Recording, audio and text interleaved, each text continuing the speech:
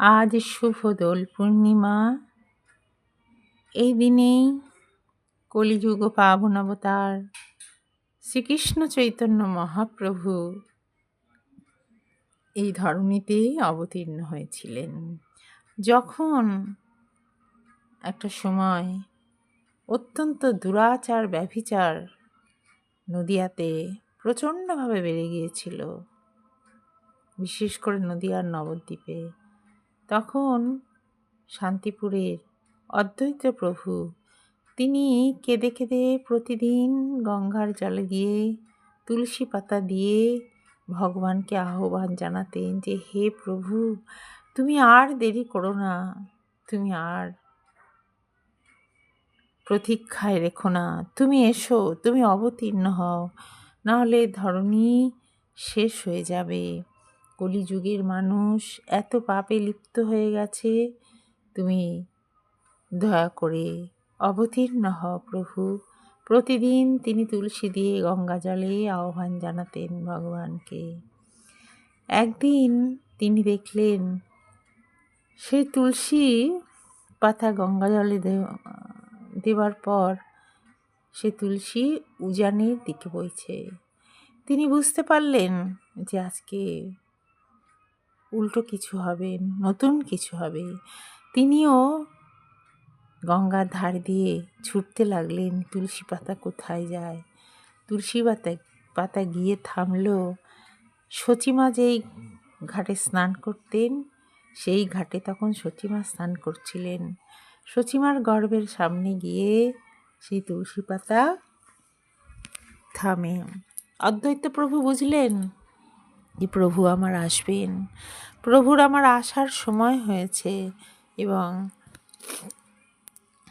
সচিমাতাকে আশ্রয় করেই তিনি আসবেন। তার কিছুদিনের মধ্যেই সবাই জানতে পারে যে সচিমাতার গর্ভধারণ হয়েছে, এবং এমনই এক দোল পূর্ণিমা তিথিতে সারা নবদ্বীপকে আলো করে জগন্নাথ মিশ্র এবং সচিমাতার ঘরে আবির্ভূত হলেন আমাদের গৌর সুন্দর। তার নাম রাখলেন পিতামাতা বিশ্বম্ভর। বিশ্বম্ভর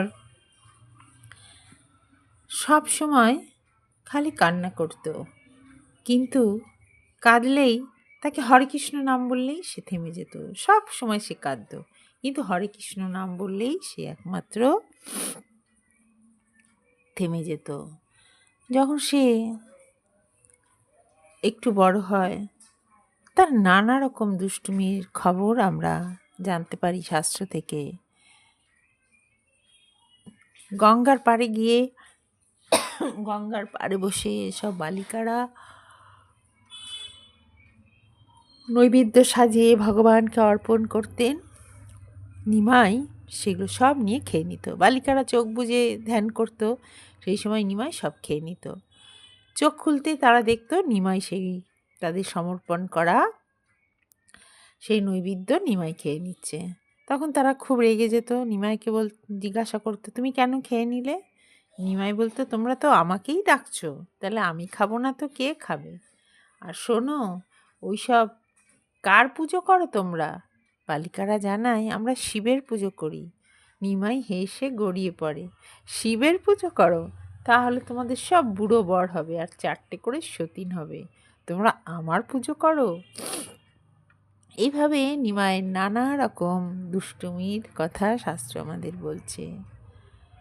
এমনকি জলের মধ্যে ব্রাহ্মণরা স্নান করতে নামলে নিমাই জলের মধ্যে নেমে ডুব সাঁতার দিয়ে তাদের পা ধরে হিড় করে টানতে টানতে নিয়ে যেত কিছু দূর। তারপরে ছেড়ে দিয়ে, তারা ভাবতো কুমিরে ধরেছে, পরিত্রাহী চিৎকার করতো, তখন ছেড়ে দিয়ে নিমাই একটু দূরে গিয়ে হাসতো। এইরকম দৌড়াত্তি দেখে একদিন সবাই দল বেঁধে আসে সচিমায়ের কাছে নিমাইয়ের নামে অভিযোগ জানাতে। সচিমা খুব অপমানিত হন এবং তিনি ডাক দেন নিমাইকে, নিমাই শিগগির এদিকে এসো।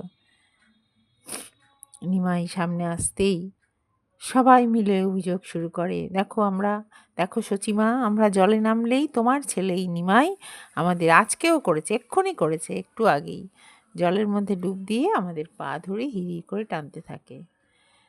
সচিমা যেই নিমাইকে কাছে ডেকে শাসন করতে যাবেন, তার আগেই নিমাই বলে, দেখো মা, আমি যদি জলে নামতাম, এনারা বলছেন যে এক্ষুনি করেছি, তাহলে তো আমার চুল ভেজা থাকতো, আমার জামা কাপড় ভেজা থাকতো, তুমি দেখো হাত দিয়ে। সচিমাও হাত দিয়ে দেখতেন, সত্যিই তো তার জামা কাপড়ও ভেজা নেই, তার চুলও ভেজা নেই। সচিমার তখন তাতে একটু ক্ষুব্ধ হতেন, ক্ষুব্ধ হয়ে বলতেন, তোমরা শুধু শুধু কেন আমার ছেলের নামে অভিযোগ করো? আমার ছেলে তোমরা বলছো এক্ষুনি জলে ডুব দিয়েছে, তাহলে জলে এক্ষুনি যদি ডুব দিয়ে আসে, তাহলে তো সত্যিই ও তো ঠিকই বলেছ, ওর তো মাথা ভেজা থাকতো, ওর তো জামা কাপড় ভেজা থাকতো, কিন্তু কিছুই তো ভেজা নেই। এইভাবে নিমাইয়ের নানা রকম দুষ্টুমির কথা আমরা জানতে পারি। একবার তখনকার দিনে তৈথিক ব্রাহ্মণরা বিভিন্ন বাড়িতে আসতেন। তৈথিক ব্রাহ্মণ মানে যারা তীর্থে তীর্থে ঘুরে বেড়ান, যাদের কোনো ঘর বাড়ি নেই। তো জগন্নাথ মিশ্র সচিমাতার ঘরেই একবার এরকম এক তৈথিক ব্রাহ্মণ এসে হাজির হন। তো এইসব ব্রাহ্মণরা কারোর হাতে খেতেন না, তারা সপাকে খেতেন। তো সেই ব্রাহ্মণ আসতেই জগন্নাথ মিশ্র এবং সচিমাতা সেই ব্রাহ্মণকে অভ্যর্থনা করে ঘরে নিয়ে যান এবং বলেন, আপনাকে সমস্ত রান্নার আয়োজন করে দিচ্ছি, আপনি রান্না করে তারপর গোবিন্দকে ভোগ দিয়ে আপনি প্রসাদ পান, আমরাও প্রসাদ পাই। এইভাবে সেই ব্রাহ্মণ রান্না করে যেই ভোগ নিবেদন করে ভগবানকে ডাকতে থাকে, তাকিয়ে দেখেন ওই ছোট্ট নিমাই সেই ভোগের থালা থেকে তুলে খাচ্ছে। তখন ব্রাহ্মণ চিৎকার করে ওঠেন, কি জগন্নাথ মিশ্রকে এবং সচিমাতাকে ডাক দেন, দেখো তোমার ছেলে কি সর্বনাশ করলো, ভোগের থালা থেকে তুলে খেয়ে নিল, ভোগ তো এঁঠো হয়ে গেল, এই ভোগ তো ভগবানকে আর নিবেদন করা যাবে না। সচিমা জগন্নাথ মিশ্র অত্যন্ত দুঃখিত, লজ্জিত হন। তারা ব্রাহ্মণকে হাতে পায়ে ধরে অনুরোধ জানান যে, প্রভু, হে ব্রাহ্মণ, আমাদের অন্যায় হয়ে গেছে, আমাদের ছেলে খুবই দুরন্ত দুষ্টু, আমরা এবার ওকে একটি ঘরে আটকে রাখছি, আপনি কৃপা করে আর একবার আমরা সব ব্যবস্থা করে দিচ্ছি, আপনি আবার রান্নার ব্যবস্থা করে ভোগের ব্যবস্থা করুন। ব্রাহ্মণও ভাবেন ছোট্ট নিমাই বালক, কিছু বোঝে না, বেশ তাই হোক। তিনি আবার রান্না করে ভোগ নিবেদন করেন। এবারে নিমাইকে জগন্নাথ মিশ্র আর সচিমাতা একটি ঘরে ঢুকিয়ে বাইরে থেকে শিকল তুলে দেয়।